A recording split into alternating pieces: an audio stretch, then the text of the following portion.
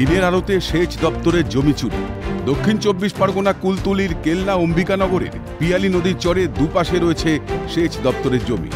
অভিযোগ, একাধিক ব্যক্তি নদীর চরের গাছ কেটে জমি দখল করে বসতবাড়ি তৈরি করছে, অথচ কোনো রকম প্রশাসনের নজরদারি নেই। এমনকি সেচ দপ্তরের অফিসের পাশেই জমি দখল করে সেখানে তৈরি হয়েছে বাড়ি। স্থানীয় বাসিন্দারা স্বীকার করছেন, জমি জমা না থাকায় তারা বাড়ি বানাচ্ছেন, তবে প্রশাসন নির্দেশ দিলে অন্যত্র চলে যাবে। আমাদের বাল বাচ্চা, আমরা গরিব মানুষ, আমাদের জায়গা জমি কিছু নেই, আমাদের বাল বাচ্চা নিয়ে থাকবো বলে ঘর বাঁধছি। তোমরা যখন তুলে দেবে আমরা তখন উঠে যাবো। সরকারি জায়গায় এবার সরকার নিয়েছে, আমাদের শ্বশুরদের কাছ থেকে জমি সরকারে নিয়েছে, নিয়ে এগ্রিশন করেছে। এবারে আমরা গরিব মানুষ, আমাদের আর নিই কিছু, তো আমরা কোথায় যাবো? তাই এখানটা ঘর দর বাঁধছি।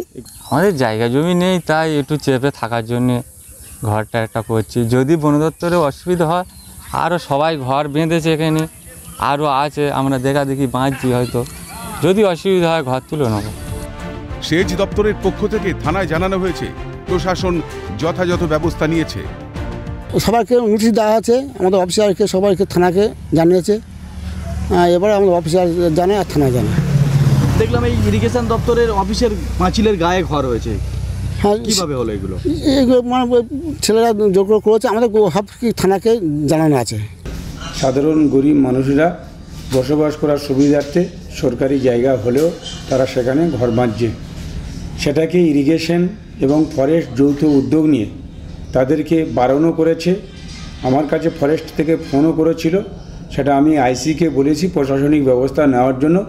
আইসি দ্রুততার ব্যবস্থা নেওয়ার কথা বলেছে। সংবাদ মাধ্যমের ক্যামেরায় জমি দখলের ছবি ধরা পড়লেও পুলিশ প্রশাসন কেন তা দেখতে পায় না?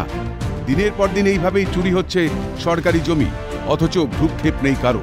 এখন দেখার এই জল কতদূর গড়ায়। দক্ষিণ 24 পরগনা থেকে তমাল সরকারের রিপোর্ট, ক্যালকাটা নিউজ।